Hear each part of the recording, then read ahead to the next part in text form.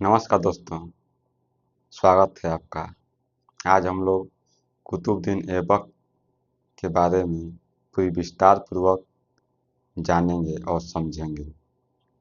अगर इसे आसान भाषा में अगर समझें तो कुतुबुद्दीन ऐबक कोई राजघराने से नहीं था। आज का जो आप देख रहे हैं तुर्किस्तान, वहाँ पर कुतुबुद्दीन ऐबक का जन्म हुआ। वह काफ़ी ठंडा प्रदेश है। वहाँ की शीतल हवाएं, जहाँ वह खेलता था, उस समय कुतुबुद्दीन ऐबक को कोई नहीं जानता था।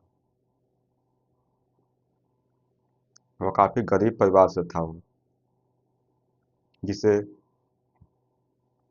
शिक्षा अच्छे से प्राप्त नहीं हो सकी।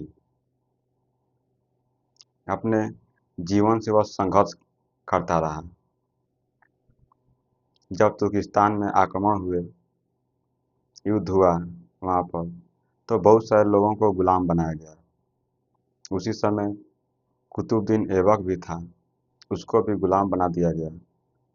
और बगदाद के जो बगदाद उस समय पड़ता था, वहाँ पर गुलामों की एक बाजार लगती थी। वहाँ पर उसे ले जाया गया। जब उसको बेचा जा रहा था तो उस समय एक फखरुद्दीन नामक एक व्यक्ति आते हैं, जो काजी, इस्लाम में देखेंगे तो काजी एक बहुत ही विद्वान व्यक्ति होते हैं। अपने धर्म के लिए धर्म गुरु होते हैं वो वहाँ पर जाते हैं कुछ खरीदने के लिए कि कोई कुछ अच्छा मिल जाए तो हम खरीद लेंगे वहाँ पर। उनकी नज़र पड़ती है कुतुबुद्दीन ऐबक पर, क्योंकि जब आप कुछ भी खरीदने जाते हैं तो आप अच्छी तरह से पूछताछ करते हैं, उसके बारे में जानकारियाँ प्राप्त करते हैं कि जो हम वस्तु खरीद रहे हैं वह हमारे लिए कितनी उपयोगी है, इसमें खासियत क्या है, क्वालिटी क्या है। तो जो फखरुद्दीन है, कुतुबुद्दीन ऐबक से वह कुछ पूछते हैं। उन्हें ऐसा महसूस हुआ कि इसे अगर अच्छी तरह से व्यवस्था दी जाए, अगर इसको अच्छी तरह से सिखाया जाए, पढ़ाया जाए, तो बहुत ही अच्छा यह बन सकता है, एक बेहतर व्यक्ति बन सकता है। और फखरुद्दीन इसी को देखकर कुतुबुद्दीन ऐबक को वहाँ से खरीद कर लाते हैं। मतलब एक गुलाम को वह खरीद कर लाते हैं। लेकिन जब लोग गुलामों को खरीद कर लाते थे तो उनसे काम कराते थे, बहुत सारे मेहनत कराते थे। लेकिन फखरुद्दीन जो थे, वह उससे कोई मेहनत नहीं कराए। हाँ, उन्होंने तलवारबाजी सिखाना उसको प्रारंभ किया। तलवारबाजी, फिर उसको धीरे धीरे कुरान की शिक्षा देने लगे। राजनीति में उसको जानकारियाँ देने लगे, कैसे योजना बनानी चाहिए, कैसे युद्ध होते हैं, सब ये सब जानकारी देने लगे। वो बहुत ही जिज्ञासु टाइप का व्यक्ति था वो। उसके अंदर बहुत जिज्ञासा भरी हुई थी। वह बहुत कुछ सीखना चाहता था वो। और कुतुबुद्दीन ऐबक सब कुछ सीख गया। जब सीख गया तो अब फखरुद्दीन भी अब सोचे कि इसको हम बेच देते हैं, क्योंकि यह बहुत कुछ जानता है। तो जब बहुत कुछ जानता है तो इसकी कीमत हमें बहुत अच्छी मिलेगी। उस समय अगर देखें तो लगभग में 35 से 50 दिनार के आसपास गुलामों को बेचा जाता था। 35 दिनार कहीं के 20 दिनार भी मिलता है, बेचा जाता था उस समय। एक दिनार में 4.25 ग्राम सोना आता था। अगर इस समय की बात करें तो लगभग में 20 से 25 लाख का इस समय चला जाएगा वो। तो उस समय कहीं कहीं देंगे तो 15 दिनार, कहीं कहीं देंगे तो 35 दिनार, कहीं कहीं देंगे तो 50 के आसपास मिलता है। क्योंकि जैसे गुलाम होते थे, जितना वो लोग जानते थे उसके हिसाब से उनको उतनी रकम देकर उनको खरीदा जाता था। उसी समय देखेंगे तो तराइन का प्रथम युद्ध, जब 1191 में पृथ्वीराज चौहान जीत गए और मोहम्मद गौरी हार गए। उस समय गौरी भी बगदाद में, जो जहाँ पर गुलामों की उनकी बाजार लगती है, वह भी वहाँ कुछ घूम रहा था, टहल रहा था। वह भी कुछ देखने गया था। गुलामों को अभी देख रहा था अभी कि कौन कैसा है, कौन कौन कैसा नहीं है। जब पूछते हुआ गया कुतुबुद्दीन ऐबक के पास, तो उससे जो भी सवाल किए, कुतुबुद्दीन ऐबक उसको एक अलग ही अंदाज में उसको जवाब दिया। क्योंकि वह एकमात्र गुलाम नहीं था, वह तलवारबाजी जानता था। वह कुरान का पूरी जानकारी थी उसको, राजनीति के बारे में पूरा जानता था। वो एक बहुत ही हर तरह से जानकारियाँ वह रखता था वह। और जब गौरी उससे बात किया तो गौरी को बहुत अच्छा लगा। गौरी ने उसे खरीदा और अपने यहाँ लाया। और देखेंगे आप तो तराइन का द्वितीय युद्ध में कुतुबुद्दीन ऐबक का बहुत बड़ा योगदान है। उसी की वजह से गौरी ने तराइन का द्वितीय युद्ध जीता। और गौरी धीरे धीरे सेनापति बनने के बाद, जब गौरी का मृत्यु होता है तो वह भारत में एक सुल्तान बन जाता है वो। तो हम लोग पूरी विस्तार पूर्वक देखते हैं कि एक गरीब बच्चे से और एक सुल्तान बनने की सफ़र पूरा विस्तार पूर्वक हम लोग देखते हैं। तो आप पैसेंस बनाकर, धैर्य रखकर देखिए और आपको एक एक कहानियाँ समझ में आएंगी पूरी विस्तार पूर्वक। देखते हैं। किस्मत ने बेड़ियां पहनाई, 1150 ईस्वी बचपन, मतलब किस्मत ने उसको क्या की, बेड़ियां पहना दी, मतलब गुलाम बना दी। इसका जन्म कब कब हुआ था, तो 1150, 2100 नहीं, 1150 में हुआ था जन्म। और देखते हैं, कभी एक शांत दोपहर थी तुर्किस्तान की, जहाँ एक पत्थर से सर्द हवा खेतों को चीरती चलती थी। वहीं एक छोटा बच्चा खेल रहा था, नाम अभी कोई नहीं जानता था। देखेंगे तो तुर्किस्तान काफ़ी ठंडा क्षेत्र है वो। वहाँ पर ठंडी हवाएं चलती है, जो कि कँपकँपान देने वाली ठंडी होती है वो। वहाँ पर एक बच्चा खेलता था वो ठंडी हवाओं में, उसे कोई नहीं जानता था। किसकी बात कर रहे हैं, तो कुतुबुद्दीन ऐबक की बात कर रहे हैं। और देखते हैं, कुतुबुद्दीन ऐबक जो आगे चलकर सुल्तान बनेगा, वो एक बेहद गरीब परिवार में पैदा हुआ। कोई राजघराने की छाँव नहीं, कोई पढ़ाई का इंतजाम नहीं, बस गरीबी, भूख और संघर्ष। जब कुतुबुद्दीन ऐबक का जन्म हुआ जिस परिवार में, कुतुबुद्दीन ऐबक कोई राजघराने से नहीं आता था। उसके लिए कोई पढ़ाई का इंतजाम भी नहीं था। भूख के लिए वो संघर्ष करता था वो। उसको भरपेट भोजन नहीं मिलता था, क्योंकि बहुत ही गरीबी बहुत अधिक थी। लेकिन फिर क्या हुआ, और देखते हैं। लेकिन समय ने चाल चली, एक युद्ध, एक आक्रमण, और वह गुलाम बनाकर बगदाद के बाजार में बेच दिया गया। उस समय तुर्किस्तान में कुछ आक्रमण हुए, युद्ध हुए। जब युद्ध होता है तो लोग जीतते हैं, कोई लोग हारते हैं। जीते हुए लोग, वहाँ के जो भी लोग होते हैं, सबको बंदी बनाकर गुलाम की तरह बेच देते हैं। वो उनका बाजार लगता था उस समय। तो उसी में कुतुबुद्दीन ऐबक को पकड़ लिया गया और उसको गुलाम बनाकर गुलाम के मार्केट में ला दिया गया उसको बेचने के लिए। जब बेचने के लिए लाया गया बगदाद, जो उस समय गुलामों का एक बहुत अच्छा मार्केट हुआ करता था, जो कि चर्चित था उस समय। और देखते हैं गुलामी के बाजार से संघर्ष की शुरुआत।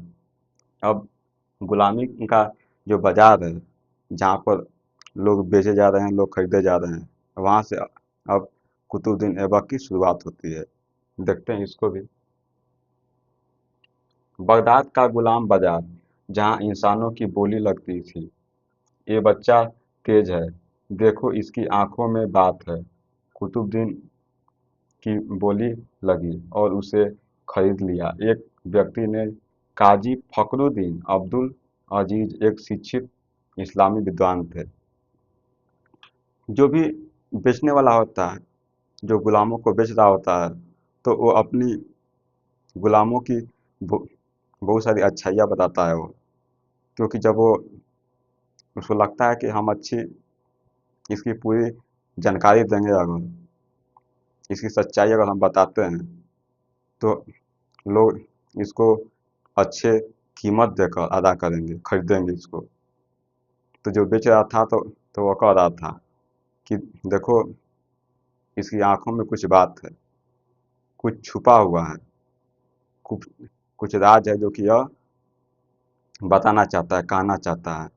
अगर आप इसे अवसर देंगे, आप इसे मौका देंगे, तो यह एक बेहतर व्यक्ति बनकर आपके लिए मददगार साबित हो सकता है।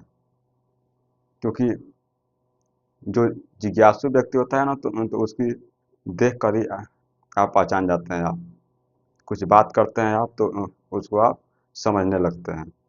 तो वैसा ही कुतुबुद्दीन ऐबक को वह बेचने वाला कह रहा था। उसी समय बाजार में काजी फखरुद्दीन जाते हैं, जो कि इस्लाम के बहुत बड़े जानकार होते हैं। वो काफ़ी विद्वान होते हैं। वह उससे मिलते हैं। उससे मिलते हैं तो फखरुद्दीन को भी लगता है कि बात सही है, इसको हम खरीद लेंगे तो इसको हम बेहतर कर पाएंगे, बेहतर बना पाएंगे। जितना हमने सीखा है उतना इसको सिखा पाएंगे, तो यह और भी अधिक रकम में यह बेचा जा सकता है। तो उसको वह खरीद कर ले जाते हैं। काजी फखरुद्दीन, जो व्यक्ति खरीद कर ले गए, शुरू में उन्हें काजी फखरुद्दीन का नाम था उनका। और देखते हैं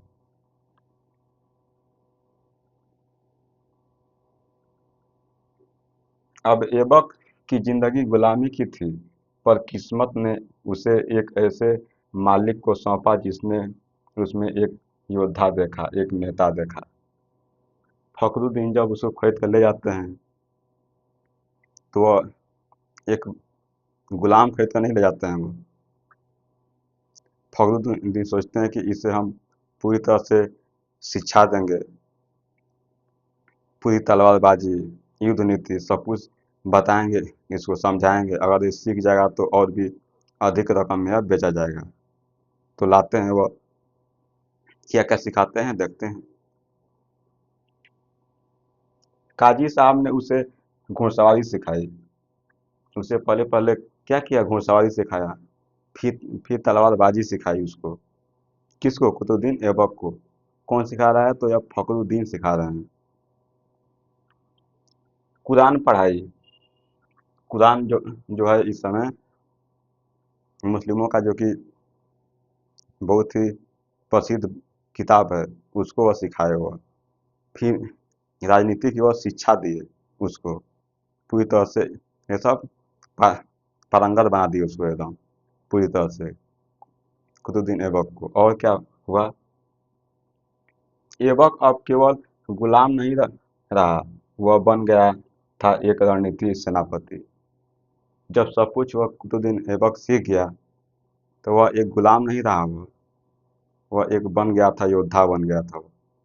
वह एक सेनापति की तरह बन गया था वो, क्योंकि उसकी सोच, उसके तरीके, सब कुछ एक सेनानायक की तरह दिख रहे थे। क्योंकि फखरुद्दीन ने जो उसे सिखाया, जो उसे हर मेहनत करने के लिए उसे तैयार किया। क्योंकि कहते हैं ना कि जब आप मेहनत करते हैं आप, तो एक समय के बाद मेहनत रंग लाती है। वही अब कुतुबुद्दीन ऐबक में वो मेहनत दिख रही है, वो रंग दिख रहा है। कि कैसा रंग, तो वह एक सेनापति की तरह वह दिखेगा अब कुछ ही समय में। तो इतना समझ गए होंगे आप। गौरी की नज़र ऐबक की किस्मत। अब गौरी जाता है, क्योंकि प्रथम तराइन का युद्ध वह हार चुका है। दूसरा युद्ध लड़ने के लिए वह तैयारी कर रहा है। वो उसको जीत की वह भूख लगी हुई है कि हमको कैसे भी हो तराइन का द्वितीय युद्ध जीतना है। इसके लिए हमें कुछ भी करना हो तो हम करेंगे। तो उसी के देखते हुए वह जाता है बगदाद के जो जहाँ पर गुलाम बिकते हैं, बेचे जाते हैं, खरीदे जाते हैं, वहाँ पर वह जाता है। और वहाँ पर किससे मुलाकात होती है, तो कुतुबुद्दीन ऐबक से वहाँ पर भेंट होती है। क्या होता है उसके बाद देखते हैं। एक दिन वह पल आया जब मोहम्मद गौरी, जो अफगानिस्तान से भारत पर चढ़ाई की योजना बना रहा था, ऐबक से मिला। भारत पर चढ़ाई की योजना बना रहा था। तराइन का द्वितीय युद्ध की बात हो रहा है कि तराइन का द्वितीय युद्ध की योजना बना रहा था उस समय। और वह बगदाद के गुलाम मार्केट में गौरी से मिला। और देखते हैं, गौरी ने कई गुलाम देखे होंगे, लेकिन ऐबक की बात अलग थी। गौरी ने कई सारे गुलाम देखे, लेकिन उसमें ऐबक की बात अलग थी। क्यों थी बात अलग? यह तलवारबाजी जानता था, यह घुड़सवारी जानता था, यह कुरान की पूरी जानकारी थी इसको। और यह रणनीतिकार भी था, यह राजनीति की पूरी शिक्षा प्राप्त की थी यह। तो इसको बोलने, सोचने, समझने और एक रणनीति बनाने में बहुत ही अच्छा दिखाई पड़ता था यह। इसको देखने के बाद लगता था कि हाँ, वाकई व्यक्ति में बहुत सारे गुण हैं। तो वही गुण देखा, कौन देखा? गौरी देखा कुतुबुद्दीन ऐबक में। और क्या हुआ? ऐबक सिर्फ आदेश नहीं मानता, यह ये सोचता है, ये निर्णय ले सकता है। गुलाम का मतलब होता है कि जो मालिक हैं उसके बस आदेश देते हैं और वह पालन करता है। लेकिन कुतुबुद्दीन ऐबक ऐसा नहीं था। जब आप आदेश देते हैं तो वह सोचता है, उसे समझता है और वह निर्णय भी लेता है वो। मतलब जब आप पढ़ पढ़े हुए होते हैं, शिक्षित होते हैं आप, तो सोचने समझने की शक्ति का विस्तार होता है। आप अच्छे से सोच पाते हैं कि क्या सही है और क्या गलत है। उसी तरह कुतुबुद्दीन ऐबक भी कर रहा है। तो यहाँ पर और देखते हैं, ऐबक को खरीदा गया लगभग 20 से 50 दिनार। ऐबक को उस समय खरीदा गया 20 से 50 दिनार। कौन खरीद रहा है? तो मोहम्मद गौरी खरीद रहा है 20 से 50 दिनार में। मतलब एक दिनार में 4.25 ग्राम सोना आता था उस समय। तो अगर देखें तो इस समय 50 दिनार को अगर देखें तो 50 चौके 100, 210-15 ग्राम के आसपास। यह इस समय बहुत बड़ी ज़्यादा रकम हो गई इस समय। और क्योंकि अगर इस समय तुलना करें तो बहुत 15-20 लाख के करीब जाएगा, 20-22 लाख जाएगा इस समय के आसपास। देख लीजिएगा आप लोग। फिर देखते हैं अगला। लेकिन इस बार वह सेनापति बनने जा रहा था। जब गौरी ने उसे खरीदा मार्केट से, अब गौरी में समझ उसे धीरे धीरे जानने लगेगा। जब समझने लगेगा तो वह सेनापति भी इसको बनाएगा। देखते हैं। गौरी ने उसे भारत भेजा। भारत में राजपूत साम्राज्य थे, विशेषकर चौहानों का शासन था।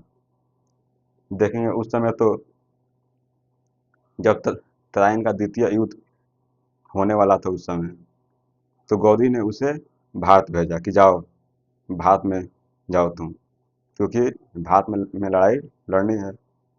और यहाँ पर चौहानों का पूरी साम्राज्य चल रहा था। यहाँ पर पूरी राजपूत जो जो थे वो अपनी पूरी ताकत के साथ लड़ रहे थे, तो उन्हीं के खिलाफ लड़ने के लिए यहाँ पर उसको भेजा गया भारत में। और देखते हैं।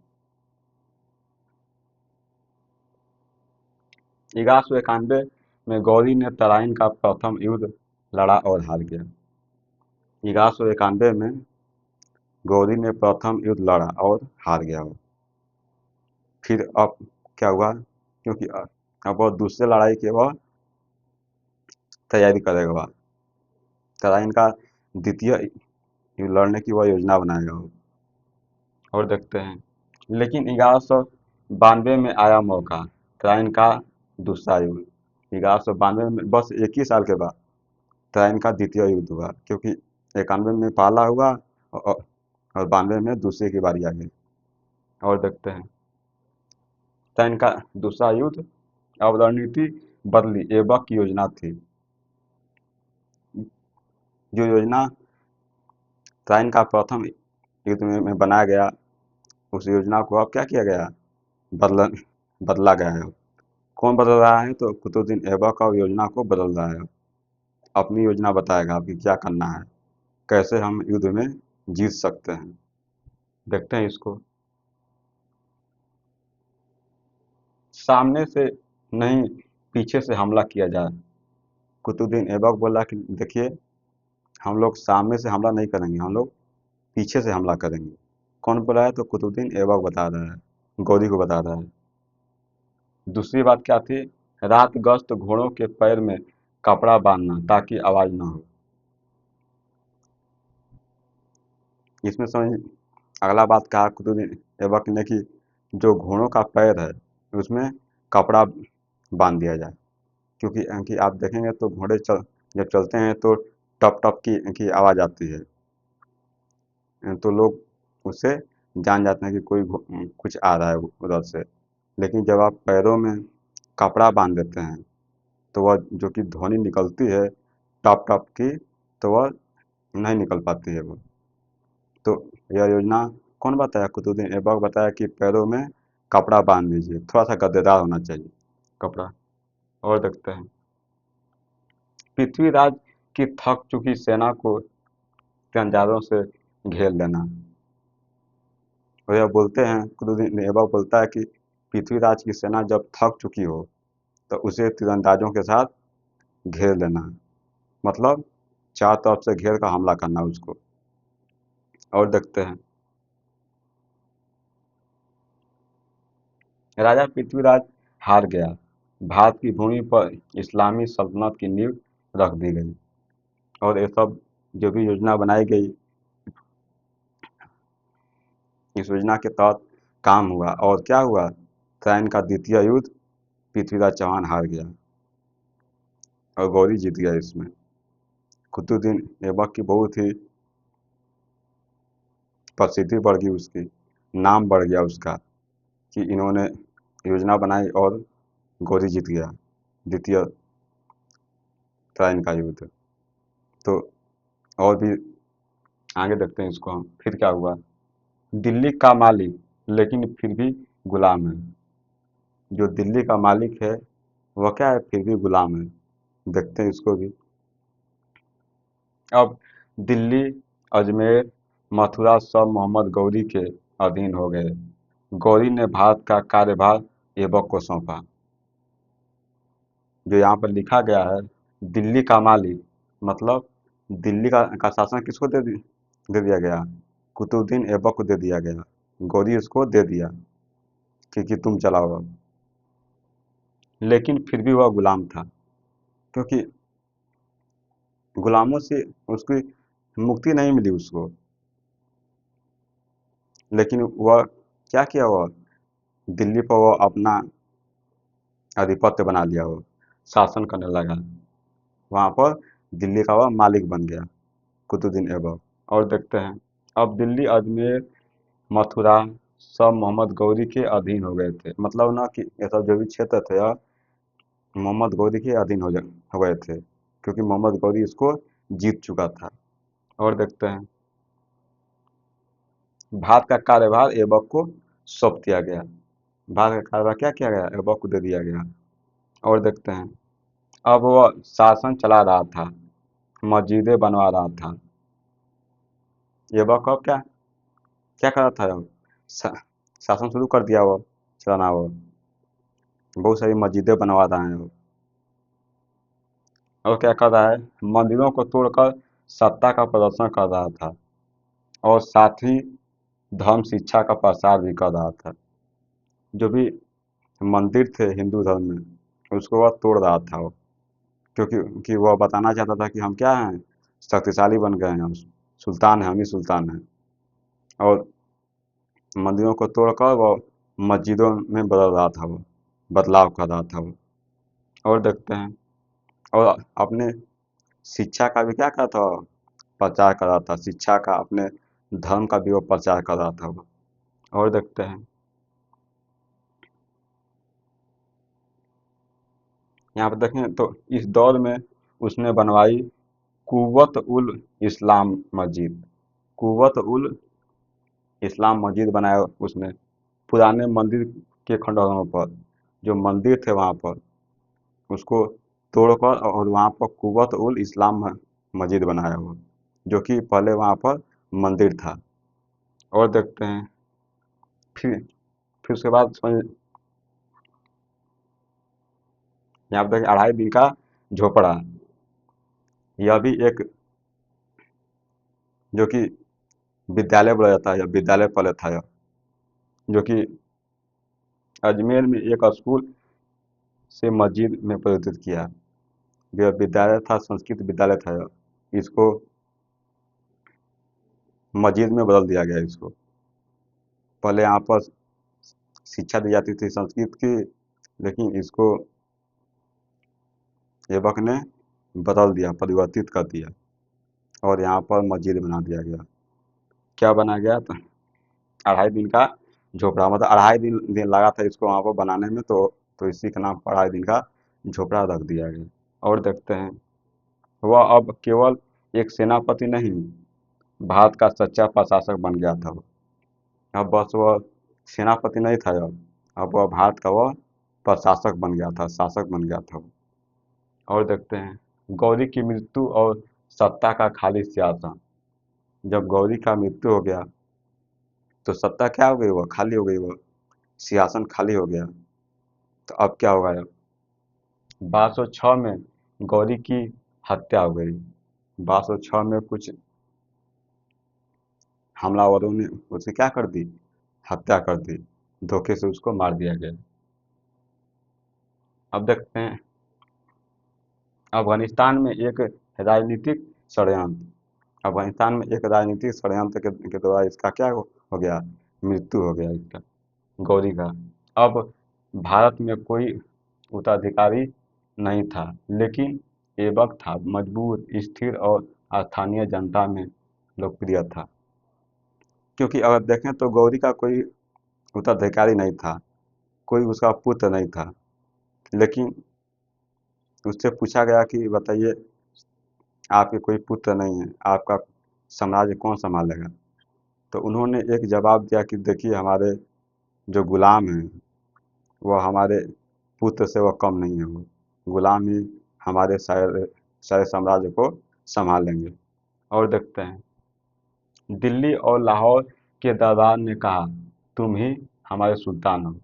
दिल्ली हो गया, लाहौर हो गया, दोनों जगह के लोग बोले कि आप ही हमारे सुल्तान हैं। कौन कर रहा है, तो वहाँ की जनता कर रही है। किससे कर रही है, तो कुतुबुद्दीन ऐबक से कर रही है, कि आप हमारे सुल्तान हैं, आप यहाँ पर शासन कीजिए, हमारी देखभाल कीजिए। और देखते हैं, और इसी के साथ भारत में गुलाम वंश की शुरुआत हो गई। इसी के साथ क्या हो गया कि भारत में गुलाम वंश की शुरुआत हो गई। गुलाम वंश क्यों नाम दिया गया? क्योंकि कुतुबुद्दीन ऐबक जो था ना वह गुलाम था वह। तो तो वो लग दिया कि ठीक है तो गुलाम बंद कर देते हैं हम नाम इसका कि हम गुलाम हैं तो यह जो भी वंश चलेगा तो यह गुलाम के नाम से चलेगा यह। तो उस समय नाम का क्या रख दिया गया? गुलाम वंश रख दिया गया। और देखते हैं ऐबक भारत का पहला मुस्लिम सुल्तान बना। जो ऐबक है भारत का पहला मुस्लिम सुल्तान बना वो। तो इतना समझ गए होंगे आप। और देखते हैं क्योंकि हम सब कुछ पहले बात कर चुके हैं तो इससे हम लोग देख कर जल्दी निकल जाएंगे। तलवार नहीं सेवा का मान। कहा ना कि अब तलवार नहीं, अब सेवा से काम करेंगे हम लोग। सेवा से जो भी राजकाज है वो सेवा पूर्वक चलेगा वो। मतलब कोई किसी पर जोर जबरदस्ती नहीं की जाएगी वो। शांतिपूर्वक शासन चलेगा अब। क्या चलेगा देखते हैं। उसने खुद को बादशाह नहीं कहा। ऐबक ने खुद को बादशाह नहीं कहा हुआ। ना कोई शाही ताज पहनाया, ना कोई शाही महल बनवाया। ऐबक ने कोई शाही ताज नहीं पहना, कोई उन्होंने शाही महल नहीं बनवाया। और देखते हैं वो जनता से मिलता, गरीबों की मदद करता। उससे कहा गया लाख बख्श यानी लाखों का दान देने वाला। वह एक साधारण जीवन यापन कर रहा था वो। भले ही वह सुल्तान था वो, लेकिन साधारण जीवन यापन कर रहा था वो। साधारण व्यक्ति की तरह था वो। किसी से भी वह मिलता था वो। गरीबों की वह मदद करता था वो। लाखों का वह दान देता था वो, जिसे लाख बख्श कहा गया उसको। यहाँ पर देख सकते हैं आप, लाख बख्श यानी लाखों का दान देने वाला कहा गया उसको। और देखते हैं उसकी नीतियाँ, युद्ध के बजाय शांति, धर्म परिवर्तन नहीं बल्कि स्थिर शासन न्यायपूर्ण कर प्रणाली।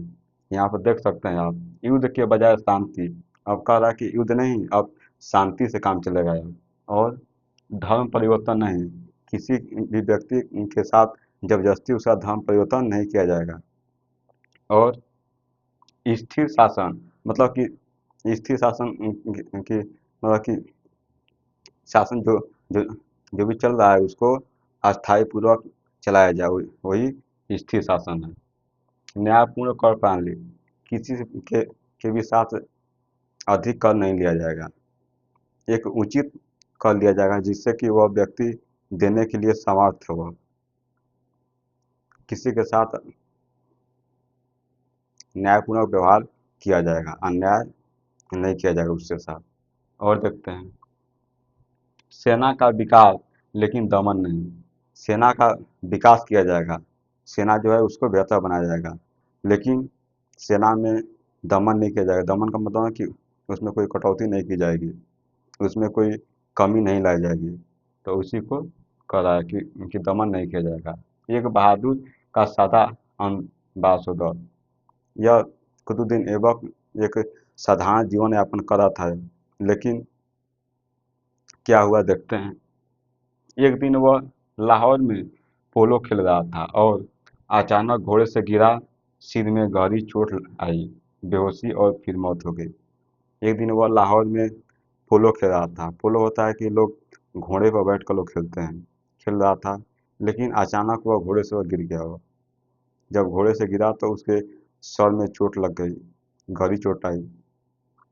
फिर उसके बाद बहुत सारे लोग समझ इलाज करने के लिए लोग वहाँ पर आए, लेकिन फिर भी वह बच नहीं सका। वो उसकी मृत्यु हो गई। तो यहाँ पर देख सकते हैं कि एक दिन वह लाहौर में पोलो खेल रहा था और अचानक घोड़े से गिरा। सिर में गहरी चोट आई, सिर में गहरी चोट आई। क्योंकि जो सर है वह हमारे शरीर का सबसे मेन हिस्सा होता है। वो उसमें चोट लग गई, बेहोशी और फिर मौत। गिरने के बाद वह बेहोश हो गया। वो फिर कुछ इलाज किया गया, लेकिन वह बच नहीं पाया, वो उसकी मौत हो गई। और देखते हैं ना कोई विद्रोह ना कोई जहर, बस एक योद्धा की साधारण मौत। उसे ना कोई विद्रोह से मारा गया उसको, ना कोई विद्रोह किया उसके साथ, ना कोई कोई जहर दिया उसको, और वह साधारण मौत हुआ, मर गया वो। तो कितना शांति प्रिय वह रहा होगा वो। उसे लाहौर में ही दफनाया गया। आज भी वहाँ एक सादा कब्र है जिसे अनजान सुल्तान की मजार कहा जाता है। देखेंगे तो उसे लाहौर में ही दफनाया गया। उसका कब्र है जो है, तो वहाँ पर सादा है वो। देखेंगे तो उस पर कोई कोई संगमरमर भी नहीं लगाया गया है, एकदम सादा है वो। उसको लोग अनजान मजार भी कहते हैं। यहाँ पर देख सकते हैं, जिसे अनजान सुल्तान की मजार ही कहा जाता है। और देखते हैं कुतुबुद्दीन कुतुब मीनार, उसकी अधूरी विरासत। कुतुब मीनार वह बना रहा था वो, लेकिन बनने से वह पहले ही वह उसकी मृत्यु हो गई। देखते हैं दिल्ली में बनवाई जाने वाली कुतुब मीनार शुरुआत की ऐबक ने।